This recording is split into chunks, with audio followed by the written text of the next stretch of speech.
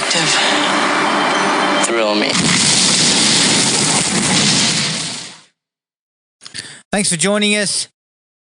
Ready or Not last week, Ready or Not 2 this week in the cinemas, Jared. Quick rundown of what we've been watching though first.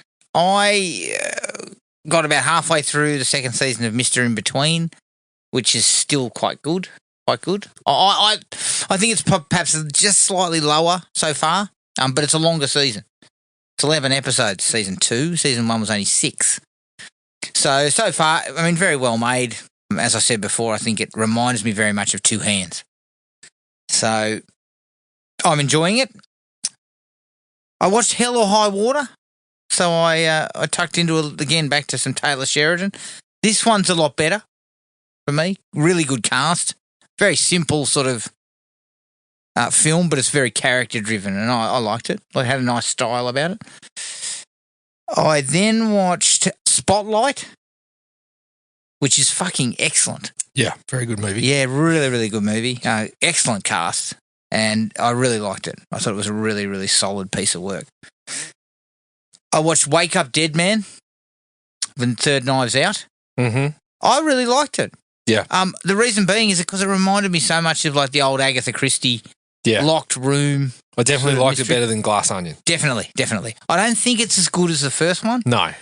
But I love the aesthetic of it, the small little hamlet, the fucking, Yep. He's been killed, but, they're thinking maybe there was some kind of remote controlled thing in there that killed him, that kind of stuff. I really liked that. I thought it was, I think it played out really nicely. Yeah, and it did manage to sort of keep you guessing. Yeah, I think so. I think it was very enjoyable. It sort of maintained that, like you said, that Agatha Christie sort of vibe, but through a little bit of modern, a little bit of tech and stuff like that to keep you on your toes. Yeah, agreed. I mean, it didn't feel old.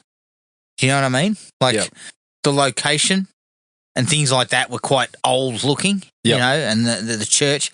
I got to admit though, I'm such a fucking child, but that sequence where Josh Brolin, he meets for the first time and then goes, "Take my confession?"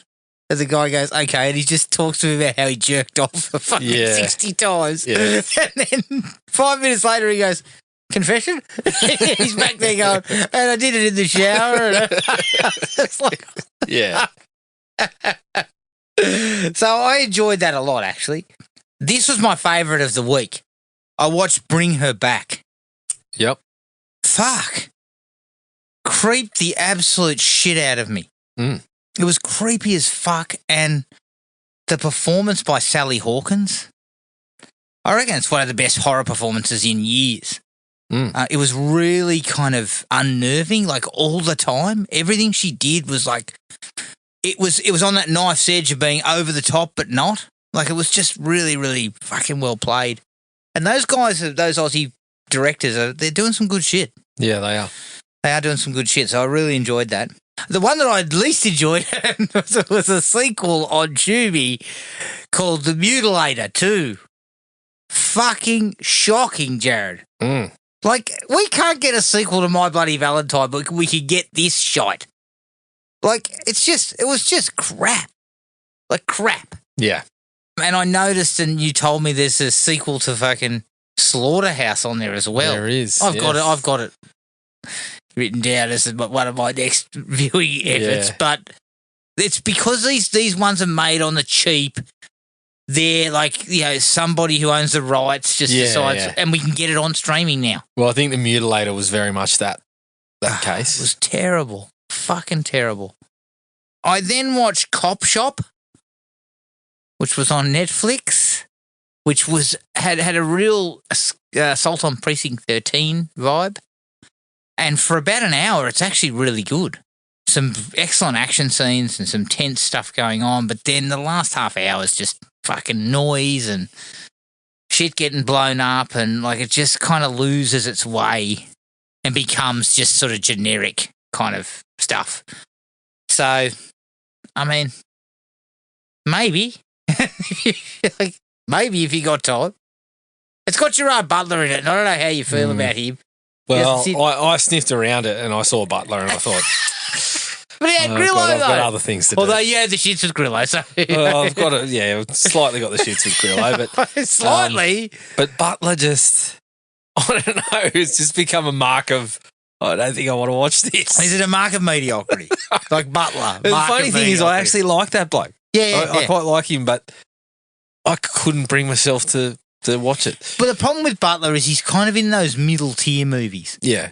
Yeah. He never sort of breaks out. Like 300 is genuinely a good movie, but other than that, he kind of hovers around this kind of middle tier. Nothing's great. I mean, if you're making films with Frank Grillo, I think good enough for Sly. Not films, but TV shows. TV. Yeah, that's different. Not different. Totally different. It's fucking apples and oranges, mate. It's nothing.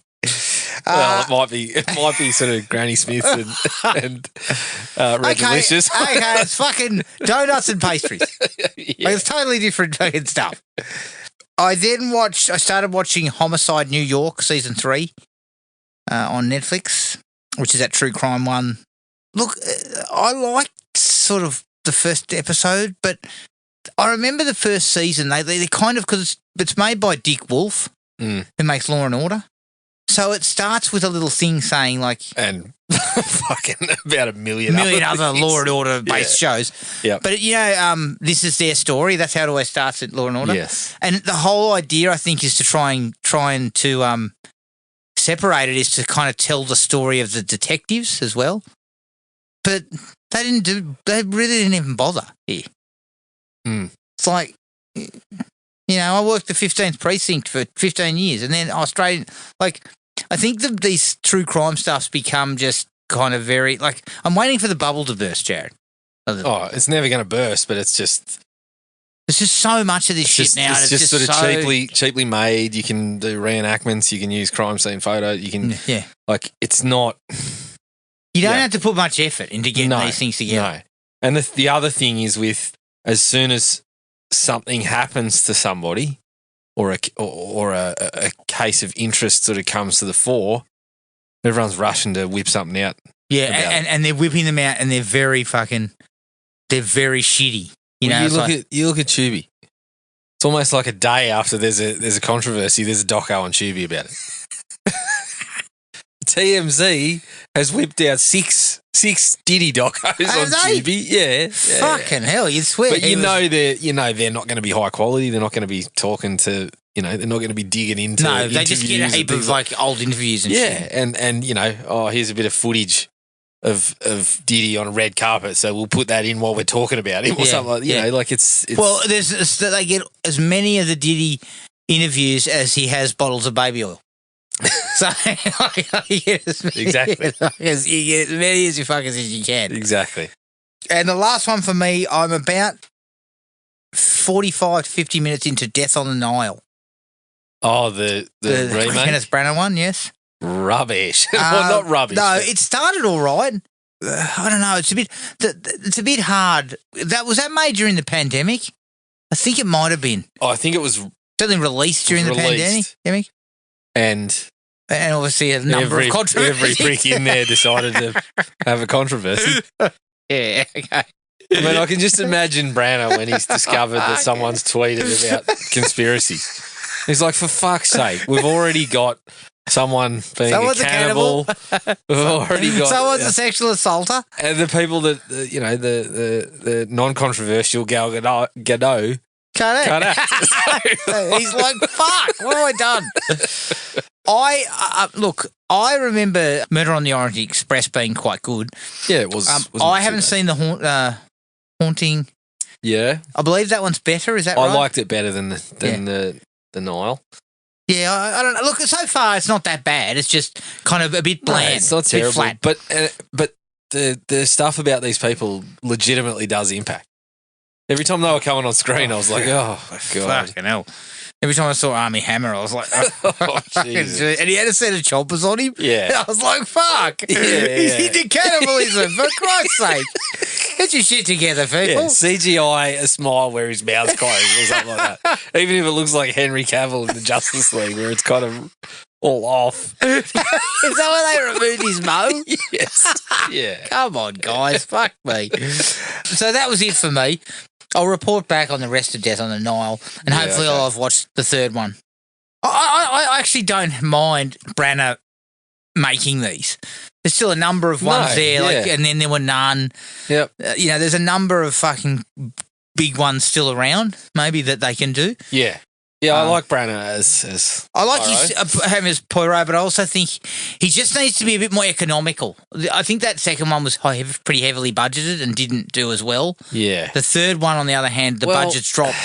I think the thing is, Adam, I think that the interest level for an Agatha Christie in the time period sort of thing is low. It's not the sort of thing where you chuck Agatha Christie on it and people go, "Ooh, I'll check that out." Yeah. Even up to the sort of, the 90s, that had some play. Yeah. But not so much. Not so much anymore. So, I'd like to see them do like updated versions. Yeah, look, like the it's same funny type because of history, but it's had a bit of a comeback. Yeah. But it's still not necessarily, Agatha Christie. It's kind of like that style of thing, but there'd be a lot of people that don't necessarily attribute it to that or don't know. The Agatha Knives Out Christie. films are a classic example of that. Exactly. Taking the aesthetic and the feel, but bringing it forward into the new. Yeah, exactly. Right, what do you have? I didn't have a lot. Right.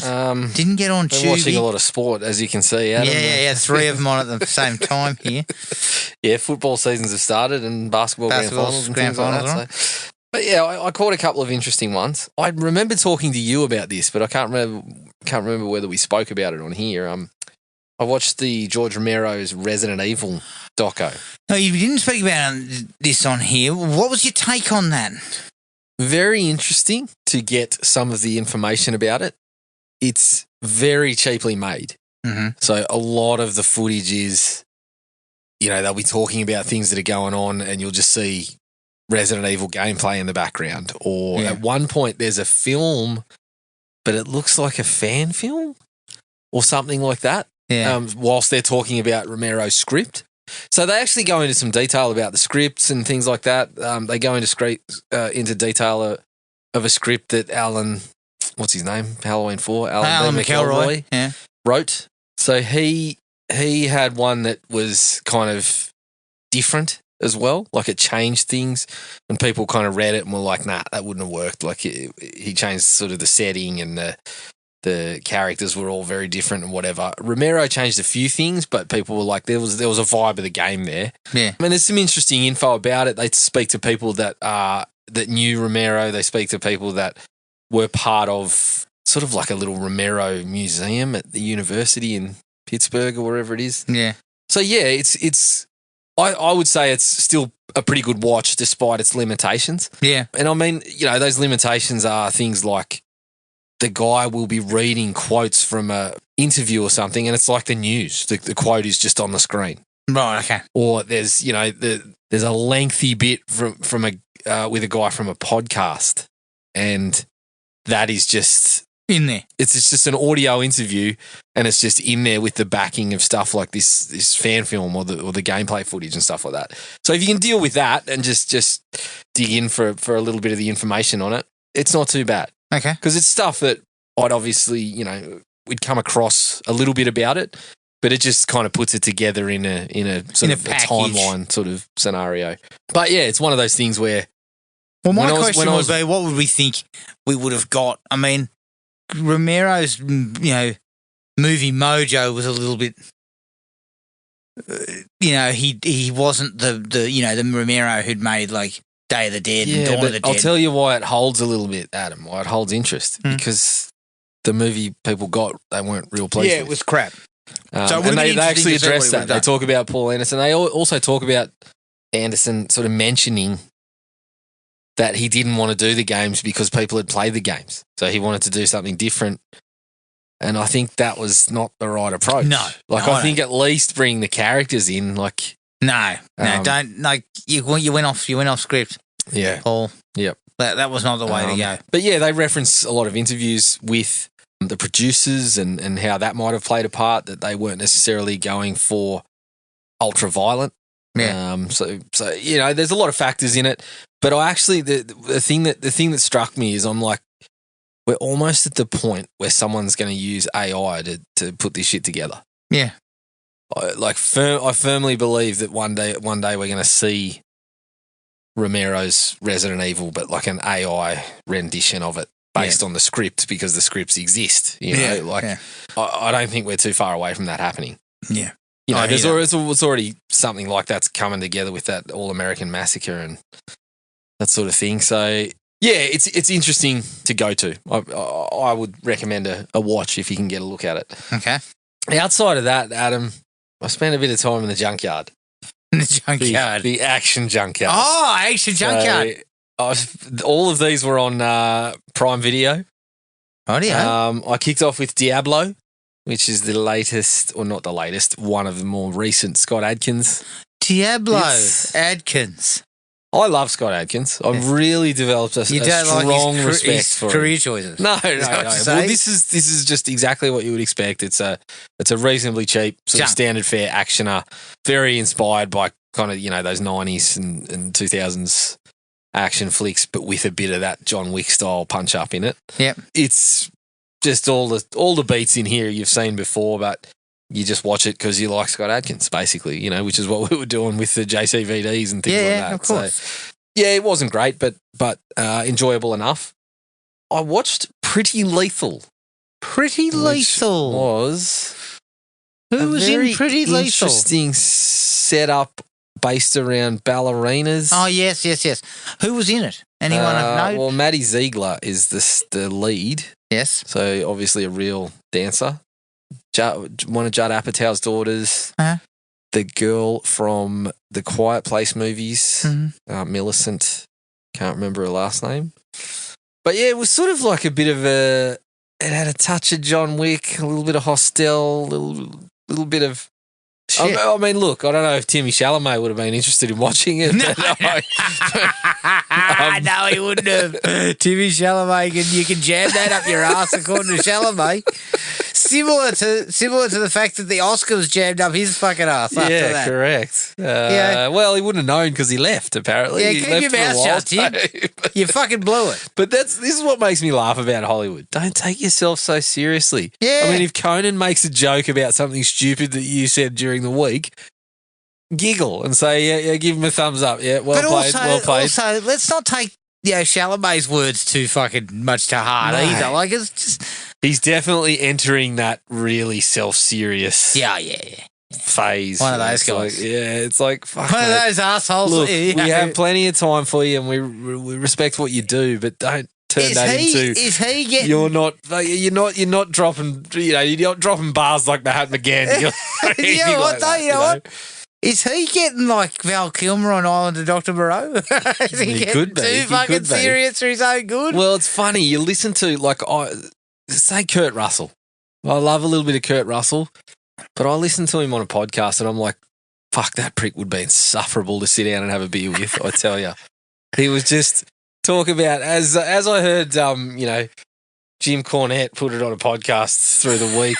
I've never heard someone snort a big line of their own shit as much as, they just love the scent of themselves so much. Yeah. Yes, but all actors are like that. Like, it gets to a phase where you are just not living in reality. Yeah, you would sit down with them. You sit there and you go into Hollywood with fucking execs who are begging to get your signature for a movie and sit there and gibber some shit and they're fucking, this fucking sounds magnificent, blah, blah, blah. And everyone's licking your ass and shit. Shit. Everyone's licking your ass and you believe how great you are. Yeah, agreed. Yes. So, but again, just don't take it so seriously, guys. Yeah. Like, fuck. Yeah. You're making movies, not curing cancer. Exactly. We love what you do, but keep some perspective on it, Timmy. Yes. So, he wouldn't have liked it, but I thought it was all right. You thought it was all right? Yeah, I quite liked it. Okay, fuck. That's a surprise because I thought you were going to shit can that. No. It's. I mean, you didn't even see Cop Shop and you shit canned that. Yeah, well, this one didn't have Jerry Butler in it, or Frank Grillo. So it had the more Uma I Thurman. think about that pairing, the more I think, fuck, what was I doing? Yeah, exactly. How would you say Butler was for you? They were both all right. Like, you know what? They're both not bad. They're both not bad actors, but I mean, their agents should be fired. Well, the last thing I'm into, which I didn't complete, but I will be doing shortly, Fight or Flight. Oh, yeah, with Josh Hartnett. Josh Hartnett. Yeah, a bit of fun. Yeah. Bit of fun.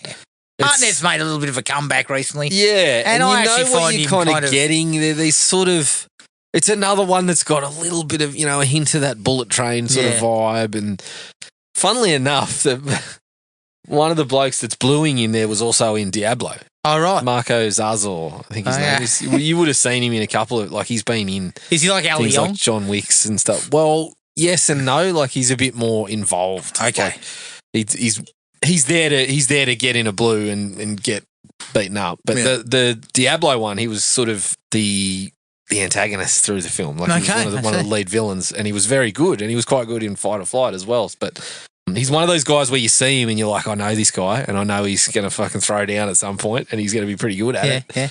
But yeah, it's another one where you kind of know what you're getting into. So far, I'm getting exactly what I was expecting. Correct. Maybe a little bit more. There was a few laughs early on between some of the sort of these agents. There's one agent who's trying to cover up shit before the boss finds out. There's this other agent who keeps piping up with, oh, well, I can see, I've already tracked this or that. The other guy's there going, shut the fuck up. Trying to cover his scent a little bit. But, yeah, you know what you're getting into. And so far, those ones are ticking the boxes. Although Fight or Flight's got a bit of an angle where I think from very early on, you sort of can see where it's going. So I'll have to report back on whether it does go where I think it's going to go there. Detours. In terms of who they're chasing, basically. Okay. Speaking of action junk, before we get to it, R.I.P. Chuck Norris. From what I've heard, he's died, but he'll make a full recovery. Look, you can only get away with this shit with Chuck because he had all the memes. They're all coming out through the week. Chuck Norris arrives in heaven and said, "You're welcome," and things like that. They're all coming out. Yeah, they're all coming out. But you know what? I looked back at Chuck's career across the board. Look, he may have never been the greatest actor on earth, but he had a fucking very solid karate career, and he wasn't just a fucking, he was a guy who was in the ring too. He had an in-the-ring career. Yep. He was a bit of a movie star for a short period. He was 10 years on telly. Walker, Texas Ranger, 10 years. Not many people can say that they had a fucking show that was popular for 10 seasons. No. And then he fucking flogged exercise equipment and fucking doomsday rations before he died. And I'm led to believe he was out hiking the day that he died. Was he? So he went out. You said he drank morning kick. I did not. You said that. You've just gone ahead and said it. That's why I'm afraid to use morning kick. I'll put that out as a suspicion based on what I've heard about morning kick. But yeah, I don't know. The last thing I read said he was bloody out hiking in the morning. He must have just had a heart attack or something. Yeah. Look, the guy was pretty fucking fit considering. What was he? He was 89? Yes. I think he was 86? a bit 86. But he was actually quite an impressive dude. I think if you look across him as his entire life, not many people can fucking say they had that kind of life, Yeah. And as you kind of pointed out, the things you hear about the guy, aside from, certain political beliefs that I may not have shared with Chuck, the thing you heard... definitely did not share with Chuck. The thing you hear about him is that he was a fucking gentleman. And he was the story of the bloke fucking giving him some shit in a bar, and Chuck was and the guy said, "Why didn't you beat my ass?" And he was like, "What the fuck would that?" What am I going to gain out of that? Yeah, what you might gain an extra shoe. Inserted somewhere. You can tell your mates you got the shit beat out of you by fucking Chuck Norris. Yeah, but agreed. I think you didn't hear a lot of bad stories about the guy. He didn't strike me as a bad guy. He just, he the guy seemed to just be, he worked hard and he made his opportunities and they went well. Yeah. He wasn't a great actor, but in the right role when you're stuck in his lane, Chuck Norris had people who liked watching him. I wasn't one of them. No, that's not true. I was. Sometimes. I understood what you got with Chuck. and he never tried to stretch because he knew where he was at. I mean, the time he became a shapeshifter aside, he just stuck to that kind of tack turn, cop type of role. And it worked out perfectly fine for him. And I think, you know what? I think Walker Texas Ranger was the peak. And the reason why I say that is because his stuff perfectly suited, television. 45-minute episodes, a few asses get kicked. Yeah. And we talked about this when they gave us the remake of Walker. Well, we watched a bit of the remake. No, but we both said, you don't even know what you're doing. Fucking Chuck knew that you needed 4 fights in 40 minutes. Exactly. You blokes haven't even got one. There were many episodes of the remake where he didn't boo anybody. Yeah. I was like, what the fuck have you been watching? Yep, incorrect. Incorrect, guys. You fucked that up. I've laughed at Aaron and Chuck, putting together their bits of work many, many times, but at least they knew that. Yeah. Why are people watching? Yeah. Because they want to see Chuck belt the shit out of someone. Correct. Yeah. Even though he seemed like he was a pacifist in a lot of cases. Their writing process was, all right, who we beat up this week? Smugglers, drug dealers. Petty crooks. Yeah. No, we don't beat up petty crooks. We just teach them a bit of a lesson. Oh, okay. Yeah, we teach them a lesson. No, the first time. It's like He-Man preaching at the end of each episode. First time we teach them a lesson when they steal from the 7-Eleven. Second time we beat the fuck out of them. Exactly. When we catch them back there the next day with a large Slurpee that they didn't pay for. We walloped the shit out of them. Fucking walloped. So the time for lessons is over. Exactly. But yes, very sad to hear the. But you know what? He had a pretty good life, I'd suggest. Pretty good knock. Yeah, good knock. If you get into your 80s, you're probably feeling pretty good about yourself. Fuck oath, yeah. So let's get to Tulsa King, Season 2. Episode 1. Look, I gave it 3 out of 5. It was pretty just setting things up. It seemed like that kind of episode. Yes. We seem like we're cutting off a couple of things. Stacey. Looks like Stacey's gone. Yeah. It looks like we might also be getting rid of the other bloke, the horse guy. Armand. Yeah, I get the feeling Armand's out the door. Yeah, I don't know about out the door, but he's going to provide a bit of a complication. Yeah, he's going to, but I think suggested, But still managed a little bit of a laugh in there. This is what I like about it, when he fucking rolls up there and uses your trick, crashes into someone. What's crash? What are you talking about? You barely even see it. That's right. And then we introduced both Frankie Grillo. Yeah. And fucking Neil McDonough. Yep. As sort of like your bad guys. Yep. And nicely integrated. Just telling Sly where it was at. Basically, you fucking tough guy bullshit doesn't work around here. Yeah. But hopefully it's going to be a little more in depth than Waltrip ended up being. Yes, agreed. I hope there's a bit more to it. And I also love when he belts that guy in the fucking holding cell. Yeah. That was cool. Well, that was cool the way they kind of handled that because he also picked up a little tip. Yes. The wind farms. Wind farms are good. I love how he's getting into all those angles and the other guys are looking at wind farms and free energy. Yeah, fucking hey. The Sly was dancing around. Fucking. And I love the way he says to the bloke, he says, well, someone says pass the salt. If you don't say pass the salt, it's fucking sticking in your ass. You're going to send a message. You'll be fucking wearing a dress if you don't do that. Yeah. I dug all that shit. That was cool. I believe that episode may have been co-written by Stallone. Yes, he was involved.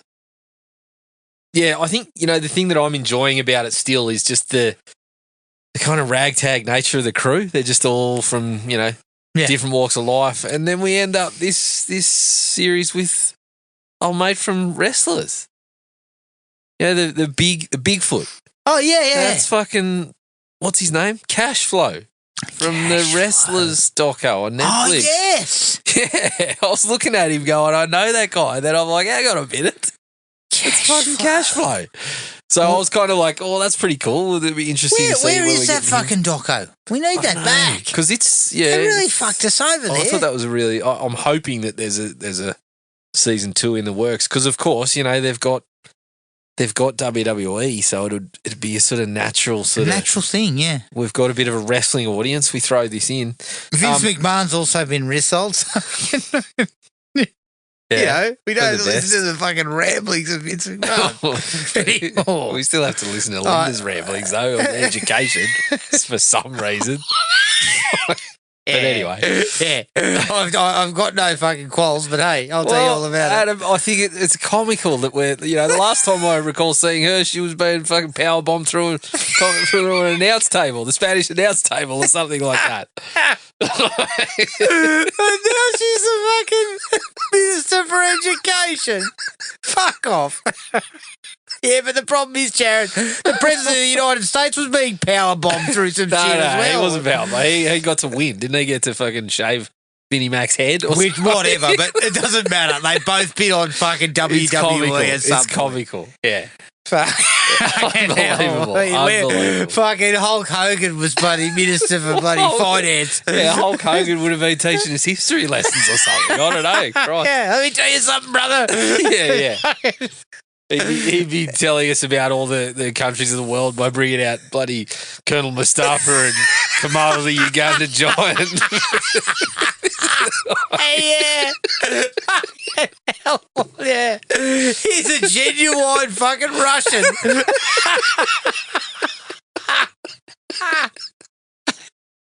Unbelievable. His name's Al. Jesus Christ. Absolutely. That would have been piss funny, though, I must admit. Yeah. Yeah, so I'm happy with Tulsa King so far.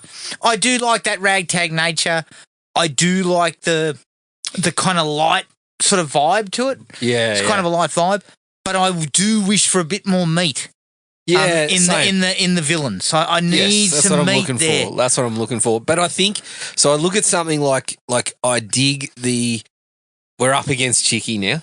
We're not part of the family anymore, so that's another angle.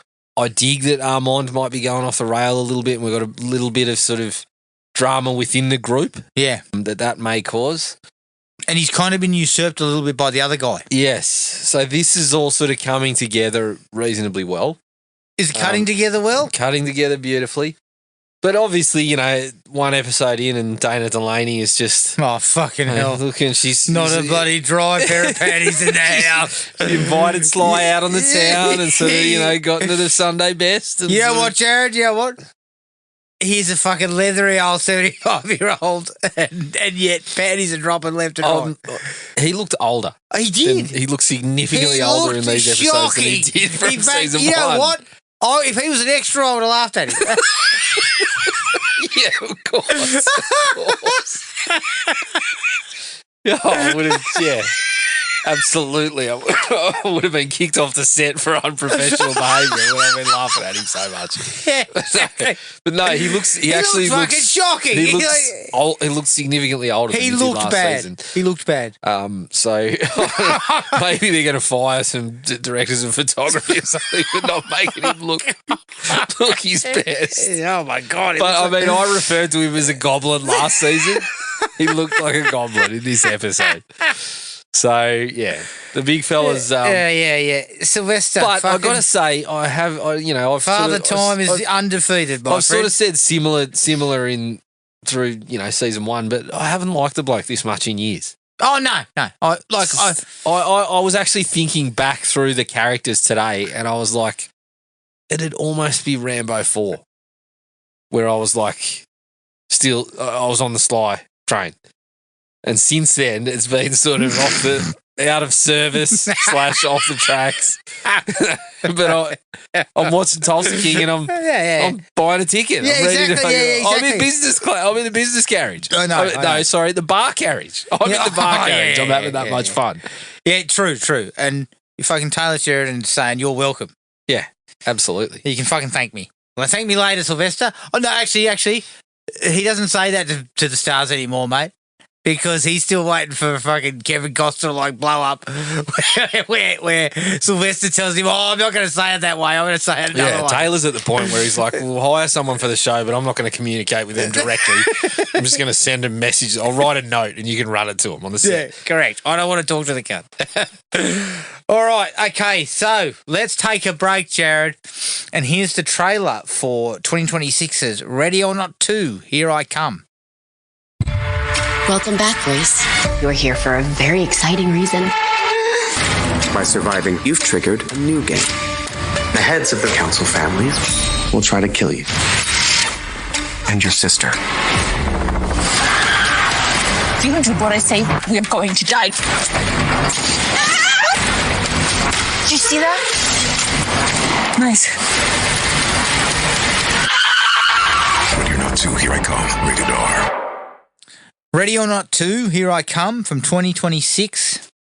Directed by Matt Bettinelli Alpin and Tyler Gillette, who obviously made Scream 6.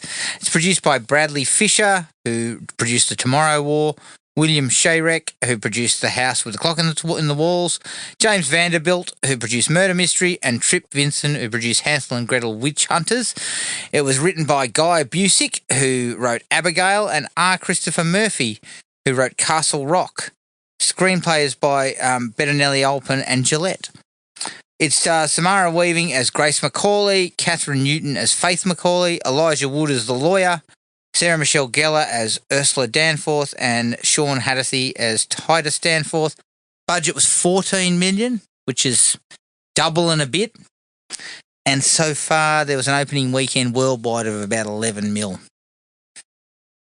The script started out as an original story about sisters, with Bettinelli Alpin and Gillette adapting it into the sequel for Ready or Not at the request of Searchlight Pictures, despite that film establishing Grace as not having any biological family, which required inserting a whole backstory about their estrangement. All right, Jared, what were your thoughts? Now, remember, going back to the last episode, you were high on the first one. I was not so high. Yes. This will be interesting to see where we go on this one. So how did you feel about this one? Still high. Yep. I still really enjoyed it. I thought some of the issues that I've seen come up in reviews I can understand, but I didn't really sort of bump into them when I was watching it. I was having a lot of fun with it. I think the expansion of the world actually makes sense, and it brings in some things to play that I really enjoyed in this movie. Namely, something like Elijah Woods. I think he was fantastic, like a fantastic little addition. The sisters storyline, I think the two of them work really well together. It necessitates a lot of back and forth and a lot of kind of exposition, I suppose, which is also, there's a lot of that coming from the expansion of the lore as well. Yeah. But when we get into it, I was having a good time. Yeah. I think it threw a couple of things into the mix that made some of those scenes a little more fun. They may have gone a little over the top in certain parts, and towards the end, it sort of went to a place that, again, I still enjoyed it, but I was kind of expecting them to use some different things that they'd sort of previously brought up that maybe didn't come to the fore. But all in all, I think I was at a 3.5 again. I think I had a really good time with it when we watched it. So. Okay. Yeah. Well, I'm going to surprise. I went 3.5. This is what I wanted from the first movie. I wanted them to fucking turn it up on them, and it was stink after stink. Yep. And it was on for fucking young and old. Yes. And I had tons more fun here. Like, I felt the fun, the vibe of fun was right there that I felt was missing from the other one. It actually had a bit of a crowd pleaser sort of vibe. Yeah, that's exactly right. Exactly right. Putting Samara Weaving with Catherine Newton was a great idea. Yes, it necessitates what I would probably say is a pretty generic kind of sister angle, but it doesn't really matter. Like, that's a negative, but it didn't really matter because the chemistry was there. Yeah, they were kind of natural together. Yeah, you didn't really I didn't worry too much about it because half the time they were fucking punching the shit out of people. Yeah. So that took my mind off the shittier angle of it, of the sisterhood, which was pretty kind of bland. Like why they weren't together was kind of bland. Yep. But other than that, I just had a shitload more fun. They furthered the mythology a little bit. Some of it you could say might have been a bit. I mean, you possibly could have gone a bit further, even. Yeah. You could have furthered things even more. But for what it was, I mean, fuck. I came out of there pretty chuffed. Yeah. At what I saw. Yep. And I felt like there's another one in the tank maybe. If this does all right. Look, I would watch another one. Yeah, for sure. I think you found the mojo here. Yeah, it was well directed. Going straight into the likes, Jared. Excellent cast again. Yep. You know, you put Samara Weaving and Catherine Newton together, who were both fucking fantastic in it. Yeah. But then they're surrounded by pros, you know, like really good actors that we know. Yes. Sean Hattersley, Sarah Michelle Gellar, Elijah Wood, fucking Nesta Carbonelli or whatever. Yeah, you know, like all of the, and even the people I didn't really know. Yeah. Some of those guys got laughs. Like I got laughs from some of them. Yep. So, you know, once again, they've compiled a good group of people to play this off, but it hangs upon Samara Weaving and Catherine Newton, and that works out fucking great. Yeah, definitely. Like, those two together are excellent. Yeah, well, they're both people that have. It's kind of good casting because they're both sort of becoming parts of this genre a little bit. Like you would say, this is sort of tinged with horror. It's of course. It's not full on horror, but both of them have sort of made made their play in this genre now, and have fans done and have done genre. Well in it. It's good casting from that perspective, but they work really well together, and you can buy them as being related. Yes, agreed. So yeah, that was a lot of fun, their relationship together. But yeah, the supporting players all pretty sound. And I really enjoyed Elijah Wood. Like, he's just got this sort of impish quality when he's delivering. Like, you can tell he's having a fucking ball when he's delivering some of the shit that he's got to put out there. So, yeah, definitely a big plus is the quality across the board. The chemistry between the two of them. Having her for Grace was what was missing from the first movie for me. She needed someone to bounce off. And they bounce off each other really well. Yeah, see, I think the first movie works as it is. I think there was portions where she did need somebody. I don't think it necessarily needed to be somebody who's with her the whole time, but she needed more opportunities to bounce off some other people, perhaps. Whereas the second one, I'm like, I really like their relationship. In total, it might be a bit much. Yes. So I think somewhere in the middle is probably the perfect scenario. In fact, it works best early on when they're kind of, we get a bit of exposition out of the way, then it's punching on with every fucker in the world. Yes, and then we that split breaks them it up, and it probably does work for a while. Yes, I think there are some negatives to it. There's no doubt about that. But one of them is not the chemistry. Like, the chemistry's fucking awesome. Definitely not. Really strong. Definitely not. The humour, Jared. I got fucking numerous laughs this time. Many laughs. Many laughs. The Indian brothers and the dude who fucking signs his wife over to get involved. The cousin. The cousin was my favourite. Yeah, he was just fucking funny. Wandering around, absolutely oblivious to everything going on, just being a prick. Yeah. And then I think the funniest fucking scene in the entire movie is when they both pepper spray each other, and then it cuts to them fighting, and they're nowhere near each other. They're just fucking swinging punches randomly. Yeah, I did like that. I laughed fucking hard there. Yeah. So I think the fun translated to the humour was I felt a little bit crisper here. Yeah, and the humour was a bit darker in the first one, but I certainly, I appreciate a fucking silly gag, and there was a few of them in here that got. I think too that the first one had more, was trying to say more about like rich people and stuff like that. Was maybe trying to ask not necessarily ask questions, but kind of showcase a little bit more of that. Whereas this definitely one was a little bit. Whereas this one still had the same messages, but it just kind of was out over the top. Well, that's right. This one was. I think you're right. It wasn't necessarily trying to go as much into that. Not that the first one necessarily dug super deep, but it did throw a few things out about rich people and whatnot. This one obviously still has that vibe of rich people. Yeah. But it was just, as you said, it was sort of on the table, and it's just fodder for some cheap gags at times. Yes. But gags that I laughed at. Yeah. They got up. Yeah, definitely. Taking them on and having the fights, That's kind of what I was wanting. Mm. And I was not expecting it in the first movie.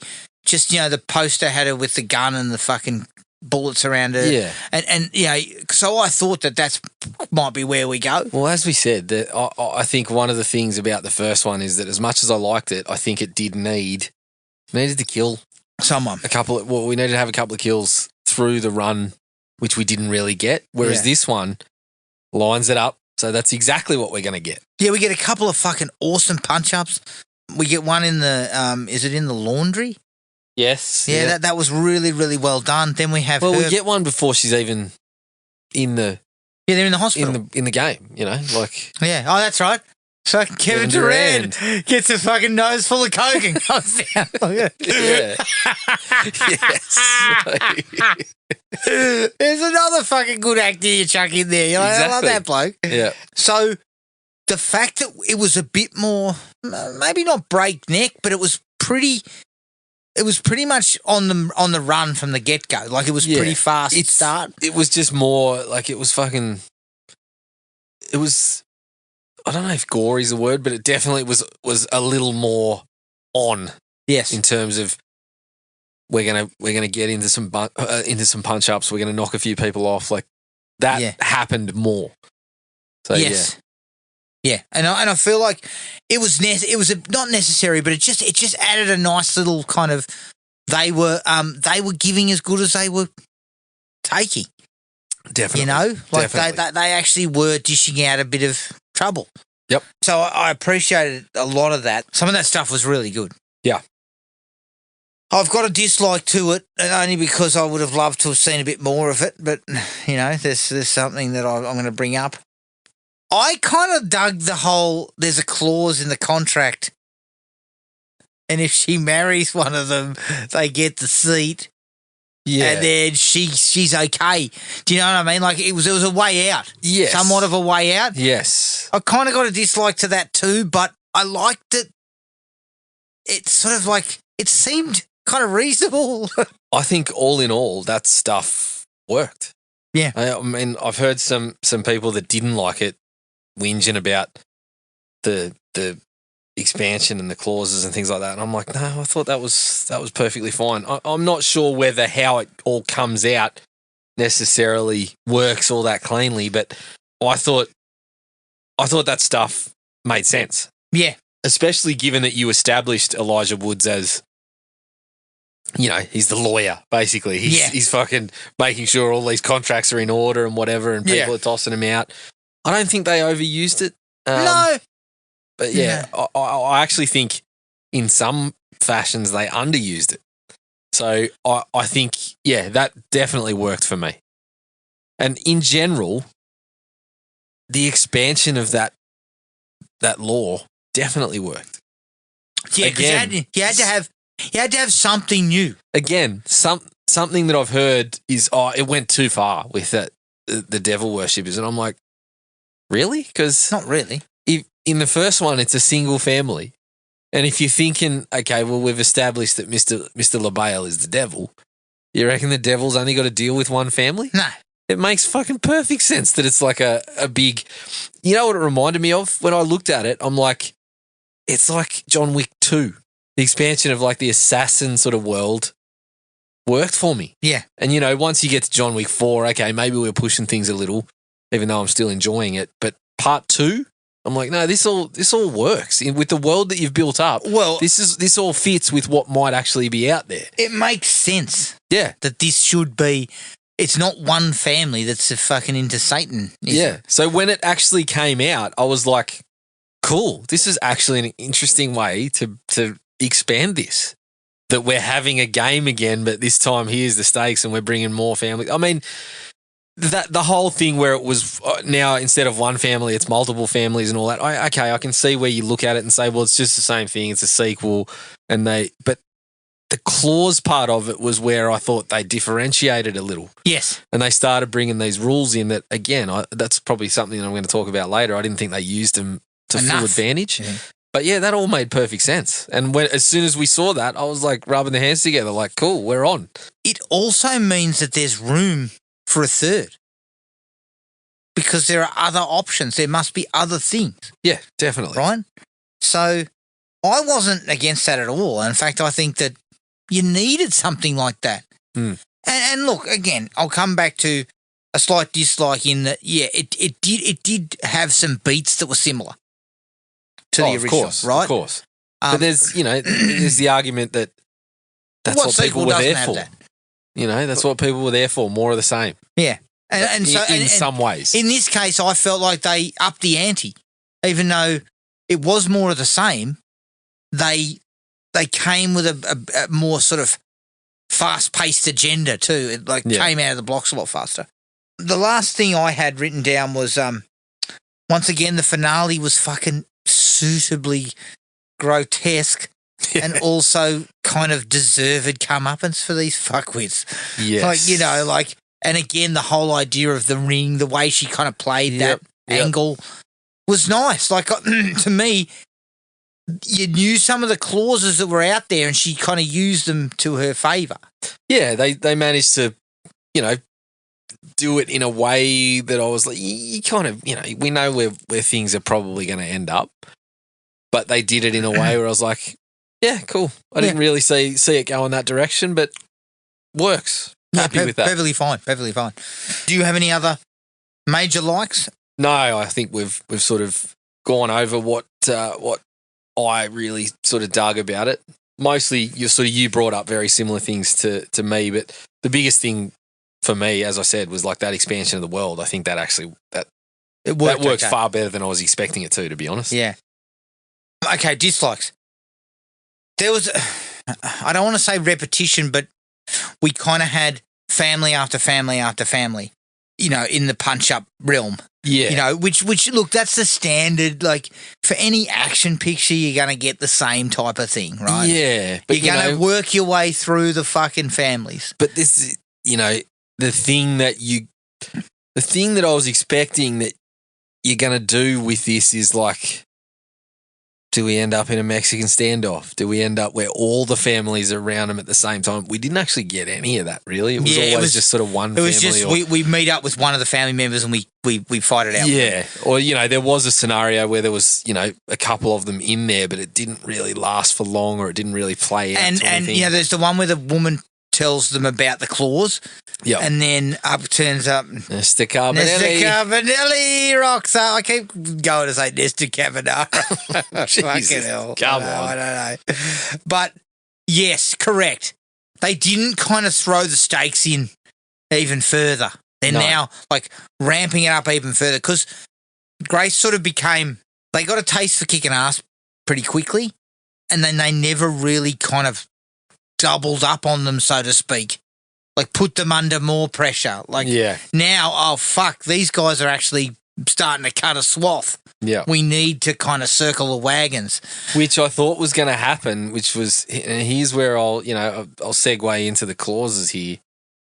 We have the clause that we've basically got reserves on the bench. The family, where, start bringing new people in. When someone gets killed, someone else is able to come in. So I thought, okay, well, we're going to cut a real swath here and we're going to bring the extra family members in. They did play with that a little bit. They brought a couple of them in. They played with the brother that was like, I'm out and that sort of thing, which was fun. But I thought we were going to do more of that. And I thought perhaps we would be we're going to kill a whole line in one go somehow. Yeah. Or we're going to, the big thing for me, the biggest one for me was, if you kill someone from another family, then the whole family line goes. Yeah. I'm like, sweet. They've just put that out because they're gonna set up a set piece somewhere, and everyone's going to get ends killed. with a couple of family lines. One killing another in some accidental fashion, or two family lines killing each other at the same time, or something like that. But they didn't really go anywhere with that. Yeah, we didn't really use it to the effect. I actually thought that's where we were going to go in the finale. I thought, okay, this is what's going to happen in the finale. They're going to accidentally kill someone somehow, or they're going to get, something happening where someone accidentally kills one of the Danforths and the whole lines, or something like that. So they didn't. So even though they went along, like they brought more of that kind of action and ass kicking.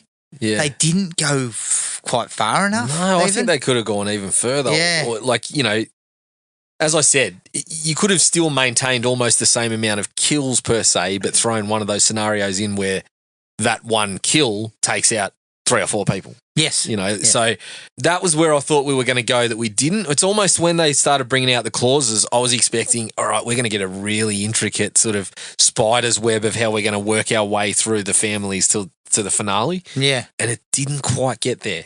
That's No. something where I look at it and I'm like, damn, we really could have gone for broke here. And speaking of didn't quite get there, I needed fucking Buffy the Vampire Slayer to throw it down. Yeah, hard. I was Like, expecting a little bit of that. I needed her and Grace to fucking square up and really build each other. And it feels like perhaps they did that on purpose to get a bit of a shock. Yeah. But Which I was very work. disappointed because to me, the punch up she has, say the one to Total Eclipse of the Heart with the other girl, that was perfectly serviceable and I enjoyed it. But we needed another stink, and it needed to be between her and. Well, so what I'm referring to is probably like spoilery territory again, but fuck, you've blurted out how many by now. We're going. Wait, spoiler alert. You know, fuck. What do you think you're getting? We've only made 500 episodes, and surely I've spoiled about fucking 50 movies in that time. But you know, towards the end, where we get the scenario with her brother, and that I actually thought that's where they were using her. Like it was almost holding back. Like, we're going to get Buffy in the finale, and it's going to be Buffy v Samara Weaving or something like that. In some fashion. Yeah, and they didn't. And it was kind of like they kept that up their sleeve and then tried to throw a bit of shock value in with how that plays out. Yeah. But I thought that was a little bit of a disappointment. No, disappointing. Indeed. I would like to have seen that. Do you reckon that's because Sarah Michelle Gellar just said, fellas, I'm fucking 40. I'm almost 50. You can get fucked. If you think I am Chuck Norris, no, I'm going to throw a fly kick at 45 and it's going to look crisp and clean. No. Not happening. Not happening. Not happening. So, but that was disappointing. Even if you throw fucking her stunt double into the mix. Okay. like I just would have liked to have. In fact, I think you could have even gone with her throwing down with Catherine Newton. Either one of them. Wouldn't have mattered. Yeah. Like you just fucking punch it up.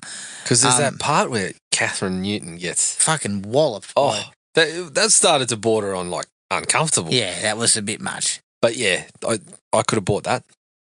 I also like that you can get punched in the head repeatedly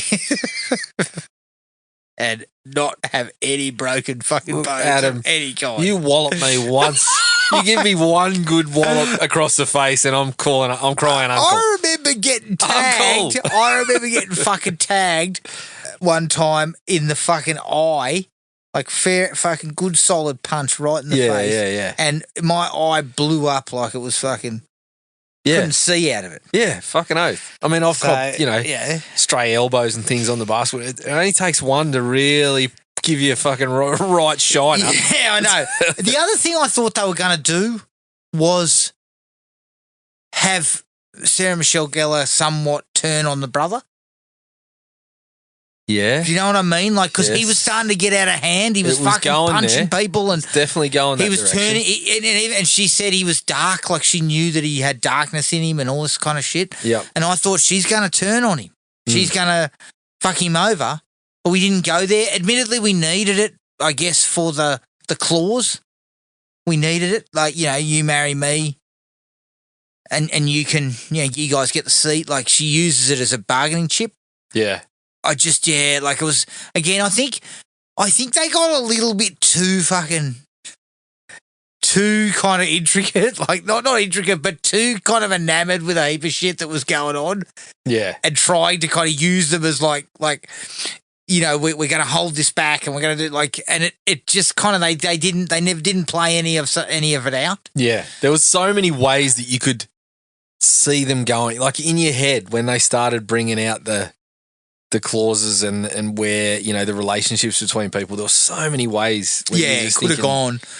Yeah. But I felt like they almost got tongue-tied. A little bit. Twisted up about them around themselves. A little bit.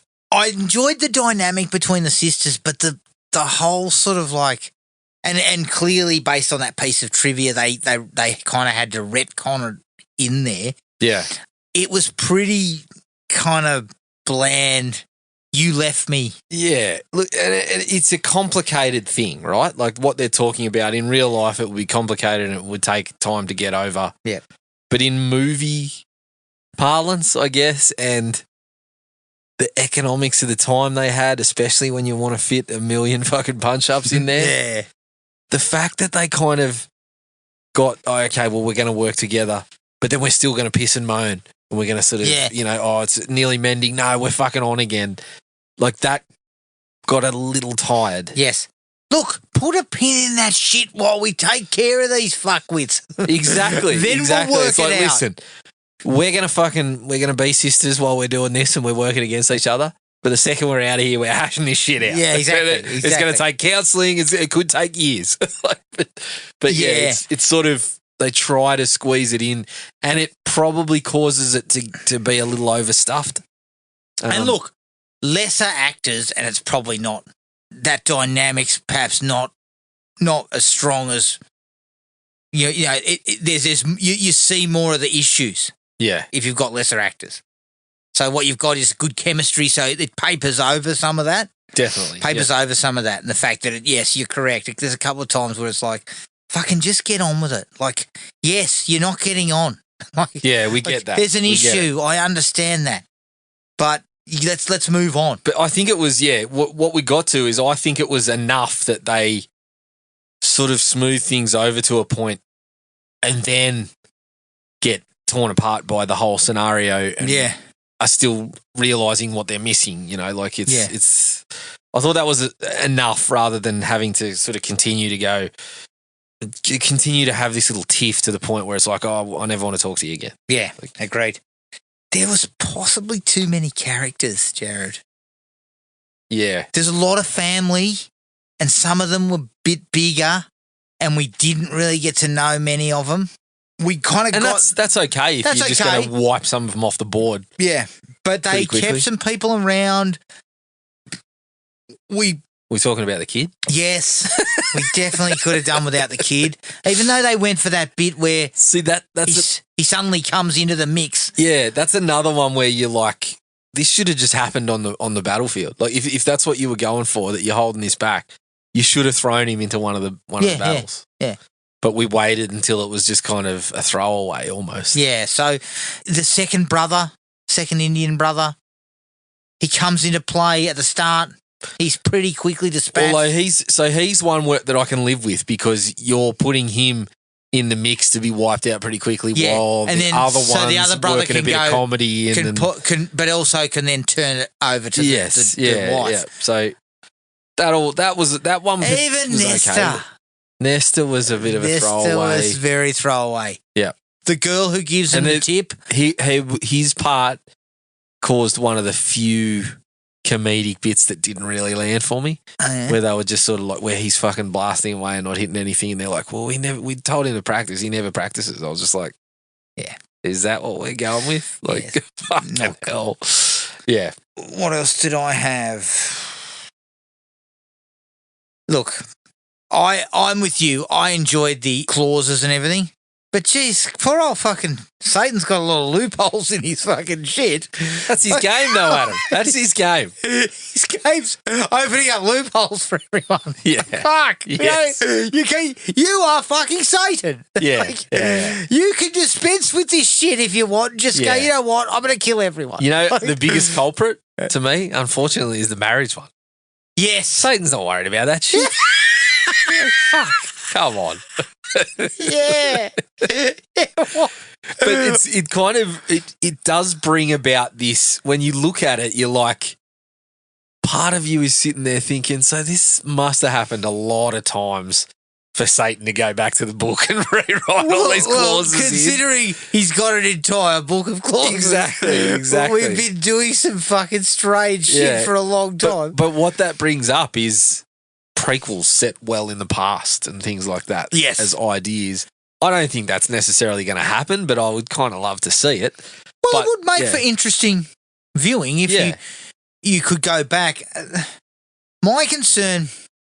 It's like you look at it like something like the Hunger Games. Yeah. You think about the Hunger Games and you're like, well, fuck, that's okay. That's a story that people love, and it just gives you license to say, cool, let's go back to and see some where of the the previous first Hunger Games or things like that. Like that's what I sort of looked at this one as, with all the little, the clauses and the families and all that sort of thing. I don't have any other dislikes. One thing I was going to say was we need some money. We need some fucking box office. Yeah. We need box office. Which I thought it was going to... So did I. I thought it was going to do well. The publicity got looked like fucking they were... wiped off the face of the earth by fucking Project Hail Mary. Oh, my God. Although that actually looks... I heard that it's very good. Yeah. The thing about it is it's... I actually thought it was going to do well because the first one seemed like one of those old... It reminded me of those old movies that would not play at the box office, but then thrive on home video, and then all of a sudden there's a like the first Ready or Not seemed a little bit like that, even though it did okay at the box office, I think. Yeah. And then the publicity gave me high hopes because I'm like, this is not one of these films that they would normally put this on, but I was seeing shit popping up on bloody socials feeds and YouTube and stuff everywhere of interviews with Sarah Michelle Gellar and Sean Hattersley and Catherine Newton. I'm like, they're pumping it. Pumping it a little bit. Look, in its defence, it was only made for 14 mil.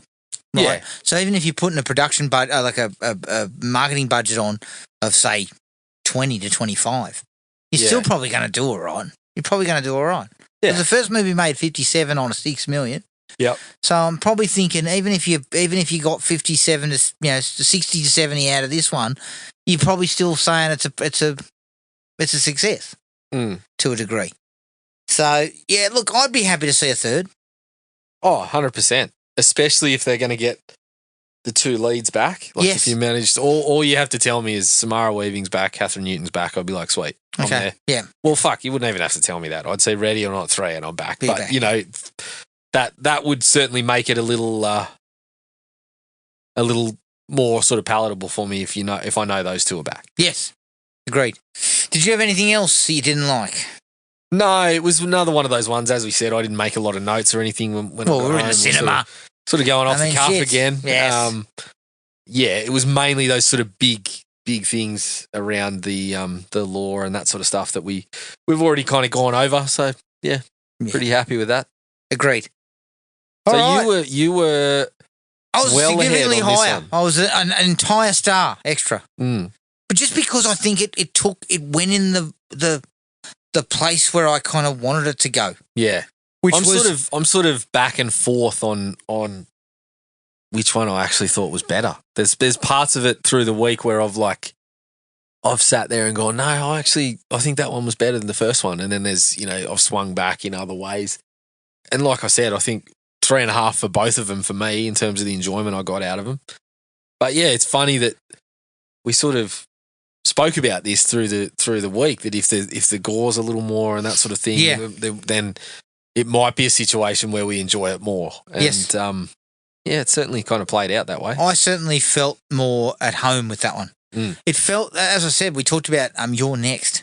Yes. And I was like, that felt more like You're Next. Like they suddenly take it on. You're really going to cop this. Yes. If you get in this scenario, and not like they're not ass kickers like in You're Next. Yeah. But it was still that comeuppance. Yes. You're going to get the comeuppance because you're such a prick. Yeah. So I appreciated that. That is Ready or Not 2. You can find us on iTunes, Spotify, Podomatic, and wherever else you get your podcasts. Send us an email at thrillme@iinet.net.au. We're on Facebook at Thrill Me Podcast Australia, Podomatic at thrillme.podomatic.com, and Instagram at thrillmepodcastau. Keep an eye on the Facebook page to see what we cover next. But until then, take it easy, everyone, and we'll catch you later. Cheers. Find the podcast at Podomatic or on iTunes. Don't forget to rate and review. Like us on Facebook at Thrill Me Podcast Australia, or contact us at thrillme, all one word, all lowercase, at iinet.net.au. thrillme.com.au.